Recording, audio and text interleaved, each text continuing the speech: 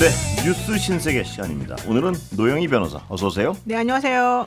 국내인 전 대변인 박상수 변호사, 어서 오세요. 예, 안녕하십니까. 그리고 오늘의 뉴스 정리해 주실 시사인 김동인 기자, 어서 오세요. 네, 안녕하세요. 김동인입니다. 자, 오늘 외신부터 좀 볼까요? 네.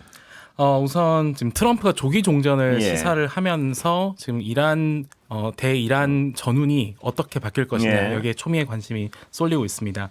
현지 시각으로 9일 이 트럼프 미국 대통령이 이란과의 전쟁이 곧 끝날 것이라 예. 이렇게 언급을 하면서 이 지금 플로리다주 리조트에서 열린 기자회견에 관심이 모였습니다. 예. 기존에는 이제 시간이 얼마나 걸리든 상관없다던 입장이었는데 이 전쟁이 언제 끝날 것 같냐라는 질문에 대해서 very soon이라고 얘기를 했습니다. 그러다 보니까 과연 그러면 이런 발언의 배경은 무엇이냐라는 분석들이 나오는데요. 네. 아무래도 유가 급등에 따른 충격과 또 정치적인 부담 때문이다라는 해석이 나오고 있습니다. 예. 이 국제 유가가 한때 배럴당 120달러에 근접했는데요. 11월 중간 선거를 앞둔 트럼프에게 위험 신호가 되고 있다 이런 예. 분석들이 미국 언론에서 나오고 있고요. 또 조기 종전을 시사하자 이제 네. 직후에 곧바로 배럴당 유가가 80달러대로 그렇습니다. 떨어지면서 조금씩 안정세를 예. 보이는 모습입니다. 다만 좀 불확실성은 계속되고 있는 게 트럼프의 발언이 조금 오락가락해요. 네. 왜냐하면 very soon이라고 얘기를 해놓고서도 이런 언급을 또 이후에 이 공화당 의원들을 대상으로 한 연설에서 언급을 했는데요. 적이 결정적으로 패배할 때까지 공세를 누그러뜨리지 않을 것이다라는 발언을 또 했어요. 예. 그러다 보니까 이게 이 발언이 맞는 건지 아니면 이 전에 했던 발언이 맞는 건지 예. 여기에 대한 혼선들이 지금 오고 있는데요. 최신 소식으로는 이제 한국 시간으로 오늘 오전 한 9시 30분쯤이었는데요. 트루스 소셜에 관련된 글을 올렸습니다. 이란이 국가로서 재건되는 것이 사실상 불가능하게 할 것이다. 뭐 죽음과 분노가 그들을 지배할 것이다라고 얘기를 하면서 대체 그 트럼프의 속내가 무엇이냐 여기에 대한 해석들이 좀 분분한 상황입니다. 한편 이란 이슬람 혁명 수비대 같은 경우에는 이런 트럼프의 발언에 대해서 전쟁의 끝을 결정하는 건 미국이 아닌 우리다 이렇게 주장을 하고 있고요. 아무래도 지금 종전을 시사하고 나니까 어제 뉴욕 증시가 소폭 상승하는 모습을 보였고 한국 코스피 같은 경우에도 종전 기대감에 이 매수 사이드카가 발동되기도 했고요. 그렇습니다. 오전에. 네, 5.35%가 오르면서 5,532.59에 장을 종료했습니다. 환율도 26.3원이 떨어지면서 1,469원대에서 주간 거래 종가가 마무리되었고요. 예. 이 대통령은 조기 추경 얘기했죠? 예, 그렇습니다. 조기 추경 언급도 지금 한 상태인데요. 오늘 국무회의에서 재정 지원이나 소상공인 지원 그리고 한계 기업 지원 등을 하려면 추가 재정이 필요하다라고 언급을 했습니다. 이에 대해서 이제 구윤철 부총리도 호응을 했는데요. 국채 발행 없이도 할 수 있다라고 언급을 했습니다. 보통 이제 추경하면 국채를 발행하느냐 마느냐를 가지고 논란인데 재원이 좀 있다라는 언급입니다. 어떤 재원인가 봤더니 최근 반도체 업황도 좋아졌고 또 주식 시장 활성화에 따라서 거래세가 증가해서 재원도 늘었다 이렇게 언급을 했습니다.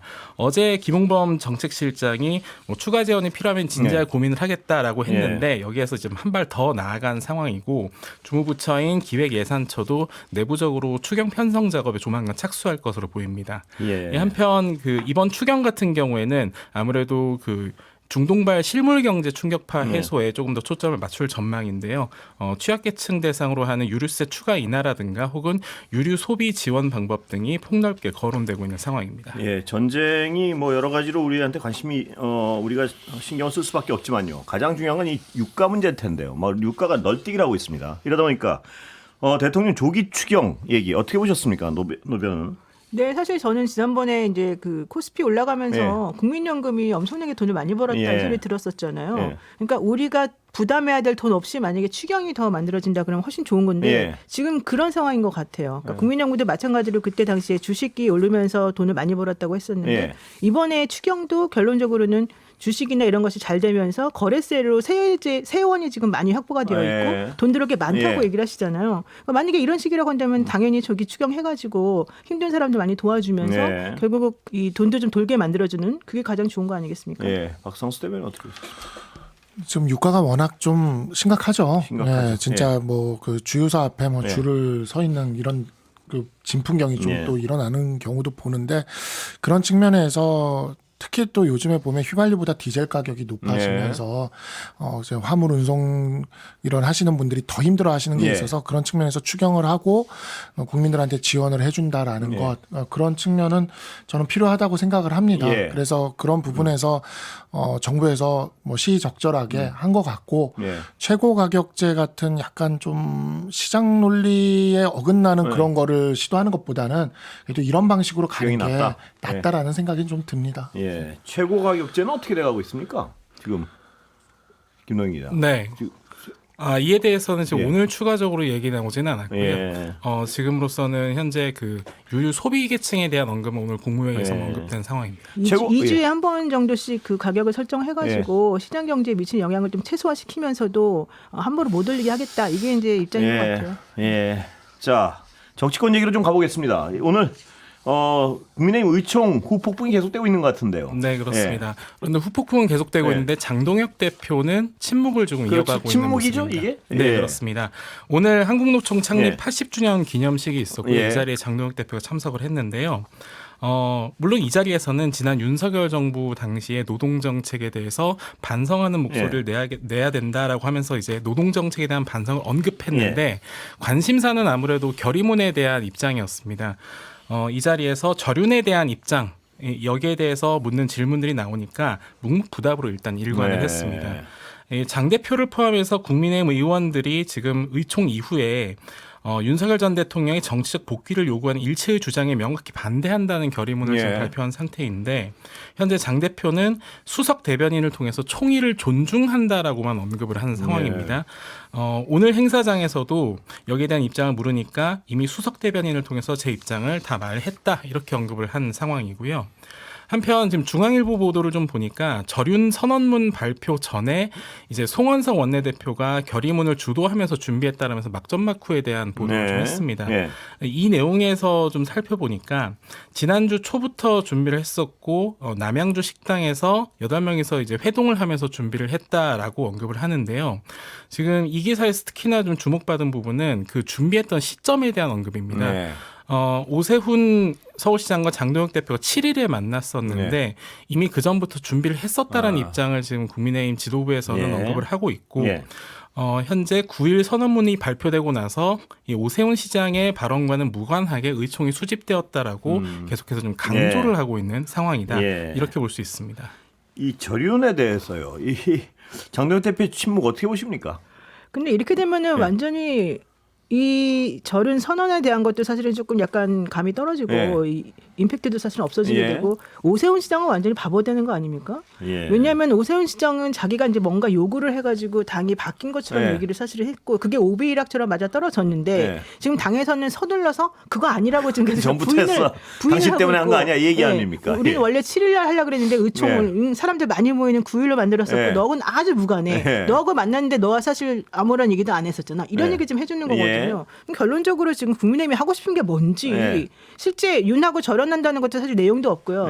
이번에 그 이준우라고 대변인 국민의힘 대변인인가 그분이 오늘 방송 나와가지고 한 얘기를 들어보면 그 이후에 후속 프로그램이 뭔지 물어보니까 아니 어제 선언했는데 오늘 무슨 후속 프로그램이 있겠습니까? 이런 말을 해요. 근데 원래 국민의힘 정도 당이라고 한다면 뭔가 선언을 했으면 그 후속 프로그램이 착착착 나와줘야 되는 거 아닙니까? 근데 어제 말했는데 왜 오늘 나한테 그런 걸 요구하니? 이런 얘기를 하면서 당대표는 침묵하고 있고요. 아무것도 안 하고 있으면 도대체 뭐가 달라진다는 거냐. 게다가 한동훈 대표라든가 김주영 전 최고라든가 이런 분들에 대해서도 어떻게 할 거냐 물어봤더니 그분들은 이미 잘못된 사람들인데 우리가 뭘 어떻게 하겠냐. 이런 대답을 하거든요. 그러니까 실질적으로 아무것도 하는 게 없다는 얘기밖에 안 돼서. 박상수 대변인 이 저륜은 맞습니까? 어떻게 보십니까? 그러니까 장동혁 대표는 이제 이전에도 한번 사과를 했다가 사과라고 하는 그 말을 했다가 그 다음에 이제 행동으로는 전혀 다른 모습을 보여줬던 사안이 있지 않습니까? 그러니까 이 부분에 있어서 어제 그 성명이 나올 때도 물론 우리 당의 107명의 106명이죠. 지금 현재는 106명의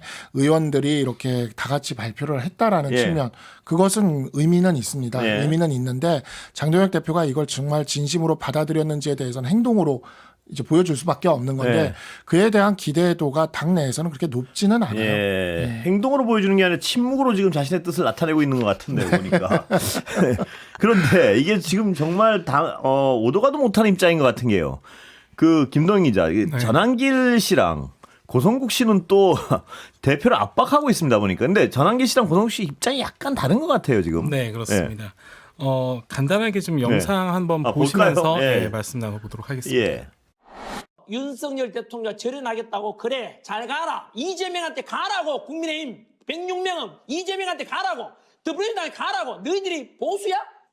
네, 장 대표님의 입장은 윤석열 대통령에 대한 윤핵인을 지지할지 아니면 106명 다른 국힘 의원들과 더불어서 절윤하고 뭐 그렇게 할지에 대해서 내일 저를 직접 만날 수 있으면 저는 만나자는 제안을 이 방송을 통해서 드립니다. 지금 이제 극우 유튜버 전한길 씨가 예. 국민의힘이 절연 의지를 담은 결의문을 채택한 예. 것에 대해서 이제 강하게 반발하는 모습을 지금 보셨는데요.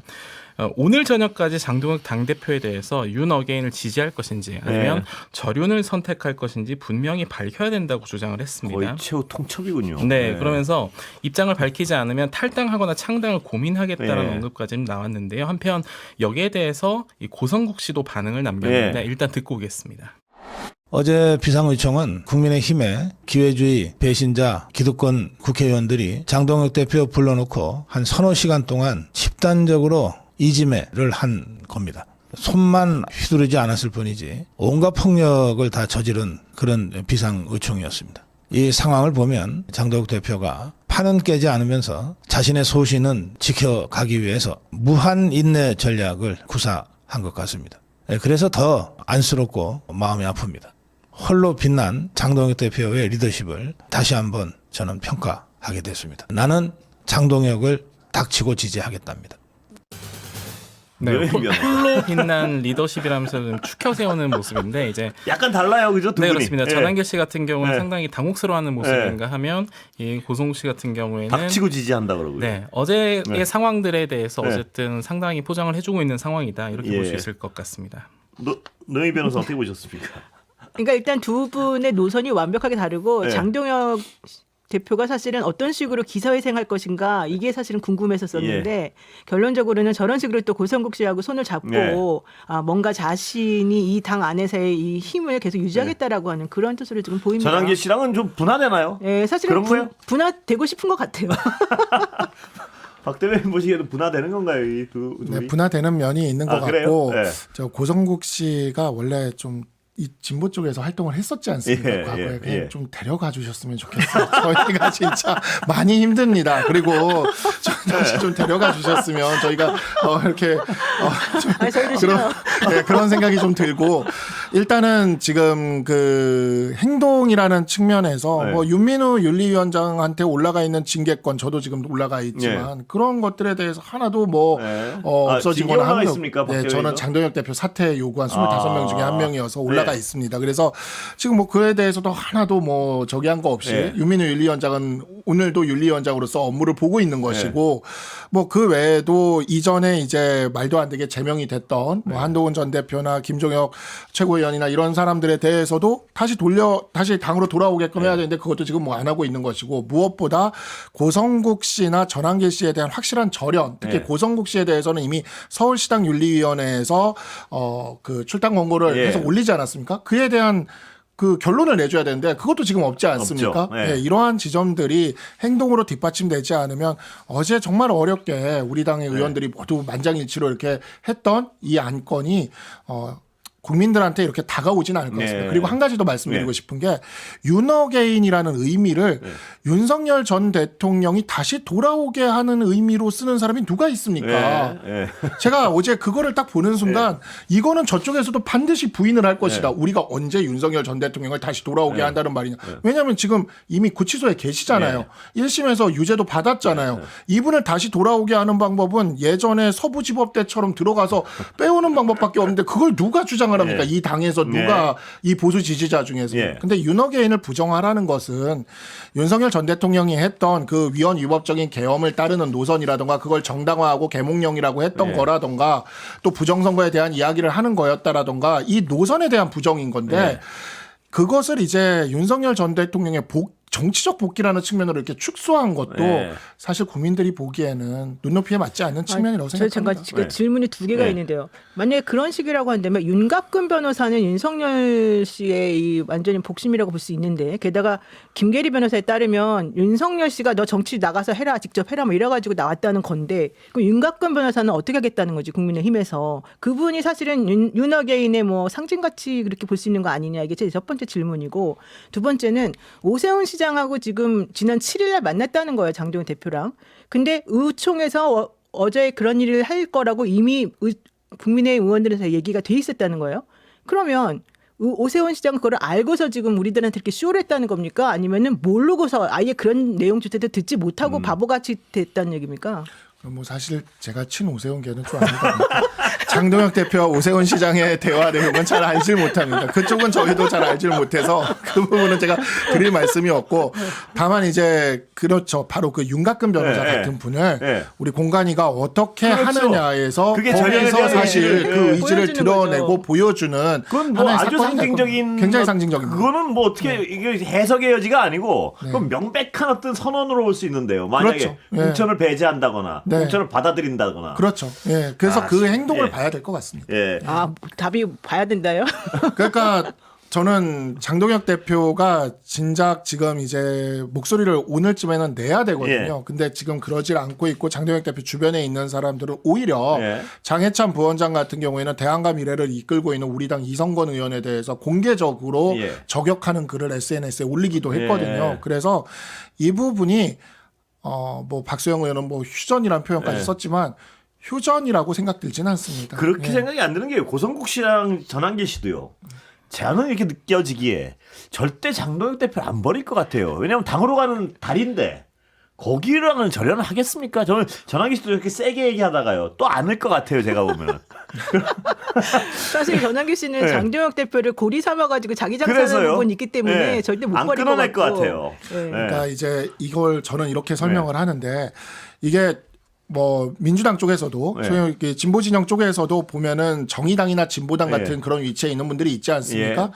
예. 그러니까 이번 의원총회 말고 지난 의원총회에서 장동혁 대표가 그 여론조사 결과 같은 걸 의원들한테 가져왔대요. 예. 당원들의 70%가 예. 그런다고. 예.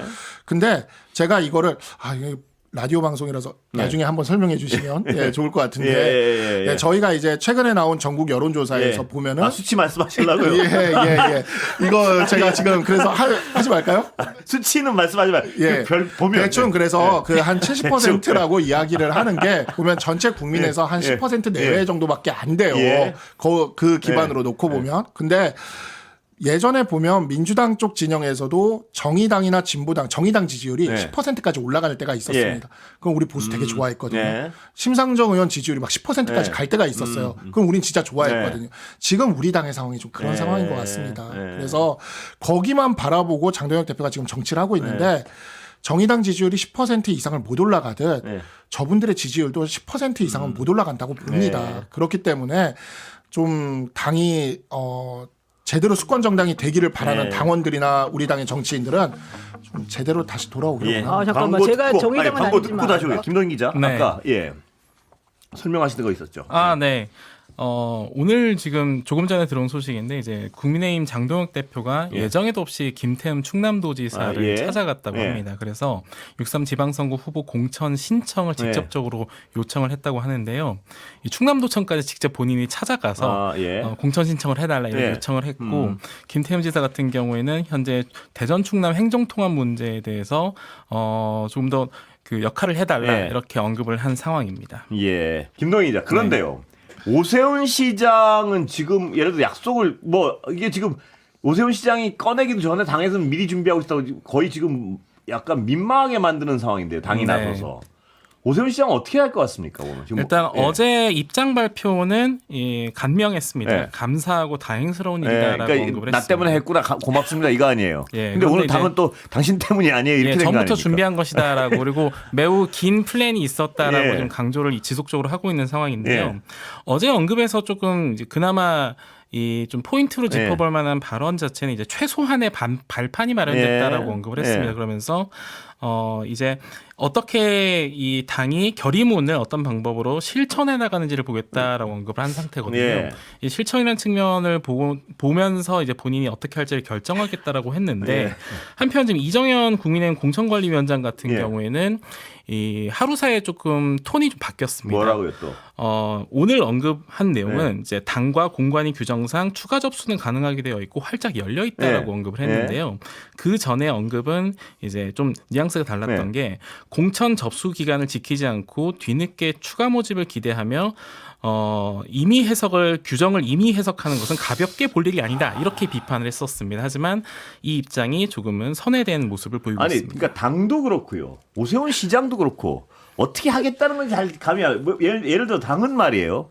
지금 오세훈 시장을 접수시키고 싶으면 지금이라도 어제 그 일이 있었으면 핑계 좋잖아요. 그러면 오세훈 시장의 요청을 받아들여서 이렇게 해야지 오세훈 시장이 좀 이렇게 폼나게 나갈 거 아닙니까? 근데 오늘은 전혀 딴 얘기란 말이에요. 아니 오세훈 시장은 지금 오히려 밟고 있는 것 같아요. 왜냐하면 좀 전에 우리 김동인 기자가 그 김태흠 지사에 대해서는 장동혁 대표가 가서 공천 신청해달라고 요청했다고 그러잖아요. 근데 지금 오세훈 시장에 대해서는 오히려 네가 그렇게 왜 나서가지고 난리를 치냐. 우리가 너 때문에 해준 게 아니다. 이쯤 가만히 좀 다 이렇게 다물고 있어라. 뭐 이런 얘기 좀 하고 있는 거거든요.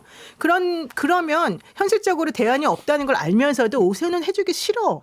그렇죠. 이런 모양새 아닙니까? 오세훈 시장 나올 것 같습니까? 안 나올 것 같습니까? 근데 오세훈 시장이 안 나오게 되면 본인의 정치 인생은 여기서 끝 아닙니까? 만약에 나오지 않는다 그러면 본인이 힘들 때는 자기가 좀 비껴나고 안 될 것 같으니까 이런 식으로 나온다. 그런데 오세훈 시장이 그 발판 마련하려고 지금 자꾸 자락 가는 거 아닙니까? 그런데 그러면 거기서 지금 못 이기는 척하고 사실 넘어가 줘야지 이게 좀 정치가 조금 스물스물 돌아가는 건데. 어떻게 못 이기는 척합니까? 뭐냐면 당에서 나서가지고 당신 때문에 한 거 아니라 그러는데. 그러니까 지금 장동혁 대표가 도대체 원하는 게 정확히 뭔지 이 국민의힘 지도부가 뭘 원하는 건지 아예 그냥 서울시장 선거는 포기를 한 건지. 어떻게 해석하세요? 그 당 지금. 그러니까 지금 사실 그렇다고 오세훈 시장을 출마를 안 시킬 경우에 지금 뭐 장동혁 대표가 자신하는 당원 구성을 놓고 보면 결국에는 우리 지금 서울시장 후보 3명 등록을 했는데 이상규 위원장이 윤희숙 전 의원을 이길 수도 있어요. 그러면 이제 우리 당은 이상규 위원장을 후보로서 간판으로, 왜냐하면 서울시장 후보는 지방선거의 간판이지 않습니까? 그렇게 선거를 치러야 되는데 그에 대해서는 아마 당에서도 고민이 깊긴 하겠죠. 그렇긴 한데 오세훈 시장에 대해서는 진짜 노영희 변호사님 말씀하신 대로 당에서 그렇게 별로 그 명분을 주고 싶지는 않아 하는 것 같기는 합니다. 그래요? 그리고 장동혁 대표가 김태흠 지사에 대해서는 그렇게 생각하는 이유가 저는 좀 다른 측면에서 보는데 장동혁 대표가 그 지지난 총선 보궐선거에서 김태흠 지사 지역구에서 보궐선거로 들어온 거거든요. 그러니까 만약에 김태흠 지사가 이번에 출마를 하지 않으면 김태흠 지사가 그 지역구를 되찾으려고 올 수도 있는 겁니다. 그래서 사실 제가 어차피 이렇게 된 거 제가 요즘에 SNS도 올리고 그러는데 정말 선당 후사나 백이종군을 진짜 장동혁 대표가 해서 장동혁 대표가 충남 도지사로 출마를 하셔도 보령서천은 김태흠 전 지사가 오면 충분히 우리 당이 다시 되찾아올 수 있거든요. 그러니까 장동혁 지사가 충남 도지사로 출마를 하시면서 그게 저는 좋겠다라는 생각이 듭니다. 그리고 박상수 대변인 보시기에는요. 오세훈 시장은 지금 나오고 싶은 겁니까? 아닙니까? 보시기에. 아니면 안 나올 핑계를 찾는 겁니까? 아니면 나오고 싶은데 그런 겁니까? 그러니까 오세훈 시장이 여기서 지금 잘해야 된다고 생각합니다. 잘해야 됩니다. 그 마음은 뭡니까 일단? 지금 오세훈 시장에 대한 이 모든 어떤 분위기가 어제 첫 반응이 저는 사실 어제 결의문이 나오고 나서 조금 더 이제 확실한 진일보를 좀 기대를 했어요. 어제 의원총회가 워낙 격렬할 것이라고 의원들도 다 좀 약간 결사항전의 의지가 있었고 실제로도 그 기자님들한테 나오는 이야기들을 보면 되게 강한 이야기들도 많았습니다. 어제 나온 것 중에. 근데 결론적으로는 약간 좀 물에 물 탄 듯 술에 술 탄 듯한 결의문이 나왔죠. 물론 이전보다 진일보하긴 했지만 그런데 오세훈 시장이 그거를 너무 빠르게 받아버렸어요. 근데 그러고 나서 당이 이렇게 부정을 해버리니까 오세훈 시장 위치가 굉장히 옹색해진 상황이 온 거죠. 그리고 이런 상황에서 선거에 출마할지 말지를 계속 이렇게 하게 되면 그 우리 당에서 또 다른 한 분이 계시거든요. 누가? 철수 정치로 유명하신 분이 한 분 계시는데 예. 그 철수 정치의 예. 이미지를 가져가실 수가 있게 됩니다. 예. 사실 오세훈 시장이 등록을 하지 않음으로써 이러한 사안들이 촉발되게 한 예. 저는 공은 있다고 생각을 예. 합니다. 근데 그동안의 정치 공력이나 이해에 비해서 어제 결의문에 대해서 좀 너무 빨리 받은 게 아닌가. 예. 사실 저는 좀 지켜봐야 되지 않을까라고 어제 생각을 했거든요. 왜냐하면 장동혁 대표가 하는 어떤 구체적인 행동을 봐야지 예. 이 말만 가지고는 볼 수는 없겠다 싶어서. 근데 어제 이걸 너무 빨리 평가를 해버렸고 예. 그 과정에서 지금 그 운신의 폭이 많이 좁아진 것 근데 같습니다. 그게 빨리 받은 게 바로 나 나가고 싶어. 나를 좀 나갈 수 있게 해줘. 사실은 그런 외침과 울부짖음인 거예요. 오세훈 시장 입장에서는 본인이 나중에 뭐 당권을 쥐든 뭘 하든 간에 어쨌든 여기서 정치를 그만둘 수는 없어요. 그러면 현실적으로는 나가서 이기는 게 제일 좋겠지만 나가지 않는다 하더라도 어쨌든 이 당에서는 뭔가 살아남아야 되잖아요. 자기 힘을 계속해서 가지고 있어야 된단 말이에요. 그런데 실질적으로 내가 나갈 수 있는 발판을 마련해줘. 니네가 조금만 도와주면 돼. 이제 이 얘기를 계속해서 하는 거고 어제 그러니까 막 나오니까 아 너무 고마워 하면서 사실 이제 그 얘기를 받은 거란 말이죠. 근데 그걸 오늘 이렇게 불씨를 꺼트려 버리면 어떻게 하겠다는 겁니까 현실적으로? 아니 근데 오세훈 시장 입장에서 봤을 때요. 나가면 질 게 뻔하단 말이에요. 만약에. 그래도 질 게 뻔한데 예. 그래서 개혁 과제를 던졌어요. 근데 당에서 안 받아줘. 옳다구나. 그 핑계 대고 나는 이렇게 개혁을 주자고 당신들 망하는 길로 가는 거야. 이래놓고 자신은 빠질 생각이 있는 건 아니냐. 뭐 이런 의심도 있단 말이에요. 그러니까 원래 본인이 사실은 여론조사든 뭐든 간에 좀 안 좋게 나오니까 예. 질 것을 대비해서 사실은 안 나온 거다가 제일 첫 번째 예, 얘기죠. 예, 그런데 그렇다고 해서 아예 잊혀지고 싶지는 않은 거잖아요. 네. 현실적으로 본인이 서울시장이 안 되고 싶어서가 아니라 못 될 것 같으니까 이런 행동을 하는 거다. 예. 하지만 난 앞으로 정치를 계속해야 되는 사람이기 때문에 내가 나가더라도 지난번에 김문수 후보가 뭐 40몇 % 얻은 것처럼 어쨌든 난 장렬히 전사하고 싶다. 그래야지 내가 당내에서 입지가 튼튼하다. 이걸 보여주잖아요. 근데 지금 그거를 못하게 만들었잖아요. 게다가 오세훈 시장이 지난번에 한번 들이받으려다가 못한 게 뒤에 따라오는 사람이 없었기 때문이잖아요. 이 당내에서 자기의 입지가 그만큼 좁단 말이에요. 의원도 아니고 현실적으로. 그렇다고 한다면은 앞으로 이 계산을 해가지고 뭔가 이 안에서 자리매김할 수 있는 힘이 없어져 버려요. 그래서 이거를 만들어줄 수 있는 뭔가가 좀 만들어줘야 되는데 이것도 못하고 저것도 못하고 이제 완전히 진퇴양난에 빠지게 되는 거죠. 오세훈 시장 입장에서는. 그래서 그렇지 않습니까? 그거 어떻게 하겠습니까? 그러니까 사실 그 후보 등록을 하지 않은 거는 정치인으로서 승부수를 던진 거죠. 승부수를 던진 건데 그 다음에 이제 행보가 좀 또 굵직하게 가기를 바랬죠. 지금 보면 우리 당에 그래도 어쨌든 이 개혁 세력이라고 이야기를 한다면 그 친한계 한동훈계와 그 다음에 오세훈계 그리고 아까 제가 저기를 했지만 그래도 안철수계. 왜냐하면 안철수계도 저희가 그 장동혁 대표 사퇴나 윤민우 윤리위원장 사퇴할 때 뭐 김윤희 위원장 같은 분들이 동참을 했어요. 그래서 이런 정도의 그 사람들이 있는 건데 우리 어떤 계파라고 하더라도 우리 당을 좀 개혁하고 싶어하는 사람들은 좀 이렇게 굵직하게 근본적으로 가는 그러한 모습을 기대를 하는 게 있었거든요. 그래서 요번에 오세훈 시장의 어찌 보면 그런 리스크 테이킹이 상당히 신선했고 기대가 컸던 면이 있어요. 근데 어제 바로 받으면서 오늘 이렇게 옹색해지는 모습을 보면서 여기서 또 그만 물러서 버리거나 등록을 끝까지 안 해도 또 그것도 이제 모양이 많이 안 해도 안 모양 좋아졌고 빠지고요. 그렇다고 등록을 한다 하더라도 당의 지원 없이 가기가 되게 힘들어지는 상황이 되는 거니까 조금 그 모습이 처음에 결기를 좀 더 끌어줬으면 좋지 않았을까. 라는 그런 아쉬움은 있고 지금이라도 오세훈 시장이 이제부터라도 좀 잘하는 모습을 보여줄 필요가 있을 것 같다. 왜냐하면 우리 당은 이번 지방선거를 전후로 해서 당이 다시 태어나지 않으면 정말 많이 힘들어질 수가 있거든요. 그래서 그런 측면에서 오세훈 시장도 좀 그 역할을 우리 개혁 세력들이 바라는 그 열망을 좀 받아주는 그 모습을 좀 보여줬으면 좋겠습니다. 김동 기자 보기엔 나옵니까 안 나옵니까?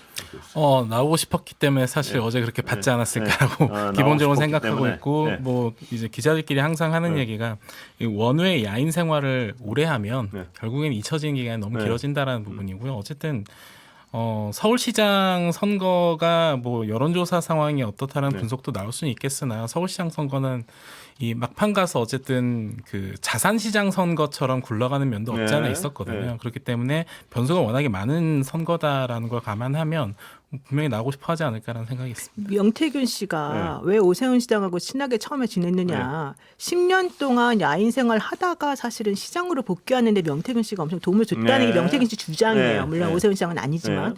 근데 현실적으로 바깥에서 계속해서 있고 이분이 사실 국회의원이 아닌 상황이라고 한다면 본인이 이번에 선거 안 나가면 정말 당에서 어떻게 할 수가 그 없어요. 추위를 겪어봤기 때문에 더 두려워할 수도 있겠군요. 그럼요. 예.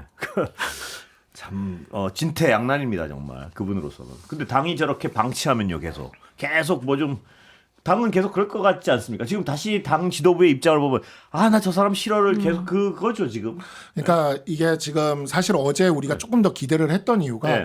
장동혁 대표는 자신의 세력이 없어요. 네. 그렇기 때문에 장동혁 대표는 우리 당 바깥에 있던 외부 세력과 손을 잡으면서 이 당을 그렇게 변화시키는데 지금 앞장서고 네. 있는 상황이었거든요. 네. 그래서 근데 이게 바로 친한 게 친 오세훈계의 싸움을 넘어서 네. TK 지역을 차지하고 있는 과거 친윤 세력들, 이 세력들과 장동혁 대표가 싸울 수가 있는 상황으로 갈 수가 있었던 겁니다. 예.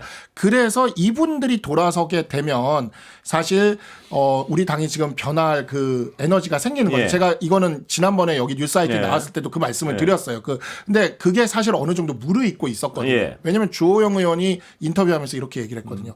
장동혁 대표가 말을 안 듣는다. 네. 그러니까 이분들이 지금 사실 그런 움직임이 있어요.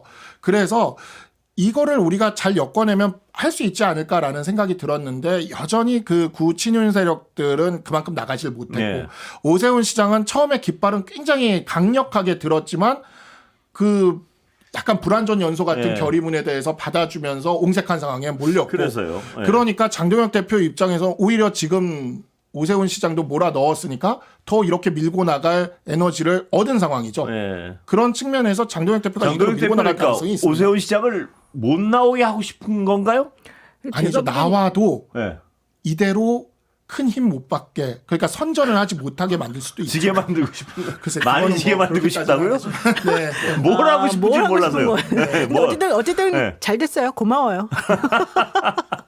아니 그런데 아까 김동 기자도 설명했지만요. 공관위원장의 태도도 네. 미묘하게 왔다 갔다 해요. 애매해. 네, 그러니까 이게 그렇습니다. 불러들이려는 건지 맞겠다는 건지. 그러니까 이게 계륵 같은 거예요. 네. 사실 내가 삼키기도 싫고 뱉을 수도 없고 우리도 어쩔 수가 없다. 네. 감정적으로는 정말 너 싫은데 너 말고 아무도 없네. 이상규밖에 없나 우리가 그런 것 이렇게 생각하는 것 같아요. 네. 어중간한 것 같습니다. 그러니까 차라리 저는 개인적으로 오세훈 시장이 끝까지 불출마를 밀어붙이고 네. 네, 그것도 나쁘지 않다고 생각을 네. 합니다. 왜냐하면은 장동혁 대표의 의도대로 다 하게끔 해보는 것도 네. 사실 우리 당이 다시 뭐 살아나는 네. 기반이 될 수도 있기 때문에 예. 근데 그러실지는 모르겠습니다. 예. 이제 망하라고 고사지는 느낌이 드는데 원하는 대로 다 해보라고요. 네, 네. 원하는 대로 다 하시는 거지 장동혁.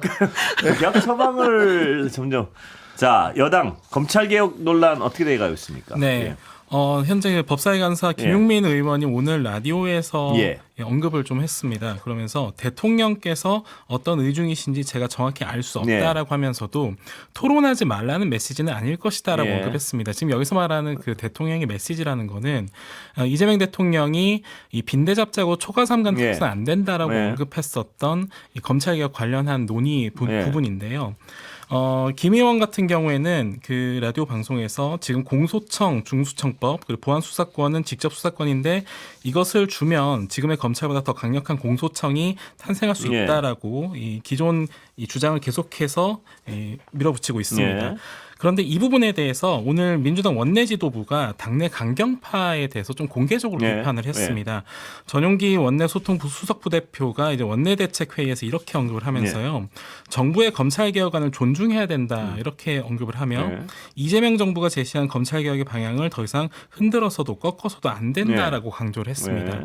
한편 한병도 원내대표 같은 경우에는 당이 실력 있는 집도의가 되겠다 이렇게 간접적으로 언급을 했는데요. 이 집도의라는 것은 이 이재명 대통령이 관련한 발언을 할 때 이 외과 시술적인 측면에서 개혁을 네. 하자라고 언급을 한 내용을 받은 것으로 보입니다. 한편 뭐 박찬훈 검찰개혁 추진단 전 자문위원장 같은 경우에도 오늘 서울신문과의 인터뷰에서 검찰개혁과 동시에 형사사법체계 공백이 있어서는 안 된다는 것이 대전제였다라고 설명을 했습니다. 예. 노 변호사 보시기에는요. 지금 어떻게 쟁점이 뭡니까? 예. 기본적으로 이제 사실은 이 정부안이 그렇게 나오게 된 네. 이유는 현실적으로 이제 이 검찰 개혁 관련해 가지고 실무를 해본 사람들이 네. 우려하는 여러 가지 것들이 이제 네. 있기 때문인데요. 네. 이제 문제는 그것이 그동안에 민주당이 주장해왔던 내용이나 이 검찰 개혁을 열망하는 국민들이 바라보기에는 우리 다 그런 거 알지만 그럼에도 불구하고 이거를 이번에 해결하지 않으면 네. 우리가 그동안에 그렇게 외쳐댔던 건 전부 다 도루묵이 될 거 아니겠느냐 네. 이런 걱정 때문이거든요. 예. 저는 그래서 이 부분에 있어서는 사실은 이제 뭐 정부안을 조금 수정하는 방식으로 좀 정리가 네. 될 거는 같은데 그런 과정 속에서 이 지지자들의 마음을 얼마나 다독거릴 수 있을 것인지 내지는 그분들을 얼마나 설득할 수 있을지 네. 그 부분이 조금 저는 좀 여전히 바뀐 것 핵심은 같아요. 보안 수사권이라고 보시나요? 근데 보안 수사권뿐만이 아니라 네. 지금 이제 보안 수사 요구권으로 사실 이제 네. 얘기가 좀 돌아섰는데 그거보다도 제가 사실은 이번에 본 네. 정부안은 네.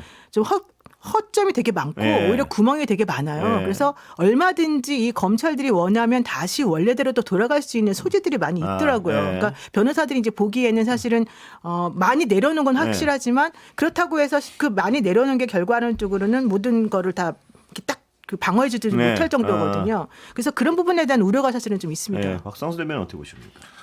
그러니까 사실 이 검찰 개혁과 관련돼서 네. 저는 좀 다른 시각이 네. 조금 있는데 이재명 대통령과 그다음에 당이 부딪히는 이 지점은 네. 일종의 그 당정 갈등이 가장 극렬하게 가고 있는 상황이다라고 예. 생각을 합니다. 왜 그러냐면 이 검찰 개혁에 있어서 검찰은 대통령의 칼이었죠. 네. 근데 이재명 대통령도 이제 대통령이 되고 보니까 네. 이 칼이 필요한 게 아닌가라는 생각이 네. 드는 거죠. 네. 근데 그 칼을 지금 굉장히 당이 약화시키고 있는 네. 것이고 사실 육공화국이 대통령 중심제라고는 하지만 육공화국 헌법 자체가 이원 집정부제적인 요소가 굉장히 강합니다. 네. 그러니까 의회 국회의 힘이 굉장히 강한 이 헌법 구조를 갖고 있어서 이러한 측면에서 지금 대통령에게 남은 권력이 사정 권력과 인사권 두 개 네. 딱 남았는데 그나마 그 사정 권력을 지금 이 검찰 개혁이라는 것을 통해서 민주당이 해체하는 것이다. 네. 이게 이재명 대통령의 권력 기반을 무너뜨리는 것이라고 보이는 거죠. 그렇기 때문에 그 권력에 관련된 쟁투가 이 안에 깔려 있는 게 아닌가라는 생각이 듭니다. 예. 근데 그렇게 해석을 하면 너무 대통령에게 신뢰해요. 대통령이 진짜 그렇게까지 생각하는 건 당연히 아니고 현실적으로 이제 대통령 입장에서는 그 X에도 이제 올린 글을 살펴보게 네. 되면 내가 대통령이 되어서 보니 이제 두루두루 여러 가지 측면에서 좀 고려할 게 많이 있다. 이제 이런 얘기 사실 이제 하는 건데 그렇다고 해서 지금 당하고 뭐 청이 완전히 분리가 됐다거나 서로 이렇게 대통령이 이걸 이용하기 위해서 이렇게 했다. 이거는 조금 너무 나간 말이죠. 근데 사실 이 육공화국 이후에 계속 대통령의 권한을 축소하는 방향으로 해왔어요. 네. 근데 대통령이 그나마 이 영향력을 행사했던 거는 여당에 대한 공천권도 있었거든요. 네. 근데 이 부분이 알게 모르게 다들 그냥 암묵적으로 있었는데 이번에 김건희 특검을 통해서 공천권 잘못 행사했다가는 임기 이후에 굉장히 큰일이 생긴다라는 것이 이제 확정이 돼버렸습니다. 그러니까 이제 이 공천권도 날아간 거죠. 거기다가 사정 권한이 무너지면 사실 잘 떠올려 보면 육공화국 시대에 그게 우리 보수 쪽이던 아니면 민주당 쪽이던 진보 쪽이던 검찰은 상대 정파만 공격하지 않았습니다. 네. 내부 정파에 대해서도 상당히 많이 공격을 해오는 대통령의 칼과 같은 역할들을 해왔고 네. 바로 그런 측면에서 그 칼을 지금 민주당이 정청래 대표가 해체하고 있는 것이다. 그러니까 이게 민감하게 받아들여질 수밖에 없고 이게 만약에 완전히 해체되고 나면 인사권밖에 안 남을 겁니다. 네. 그러면 정말 대통령의 힘은 많이 낮아지고 당의 힘이 굉장히 커지겠죠. 네. 그래서 지금 그런 구조로 민주당이 가져가는 거고 저는 옛날부터 우리 헌법이 그러한 측면이 있었다고 생각해 왔는데 민주당에서 이러한 방법으로 이원집정부제적인 그러니까 당이 즉 국회나 당이 정부와 대통령을 이렇게 누르는 이러한 구조의 권력 구조를 만들어낼 줄은 생각 못했는데 확실히 다이나믹한 것 같습니다. 예. 그건 아니죠. 네. 왜냐하면 지금 현재 문제시 삼고 있는 부분들은 이제 법사위에서 계속 두 분이 사실 문제를 삼고 예. 있거든요. 그 추미애 위원장하고 김영민 의원하고 예.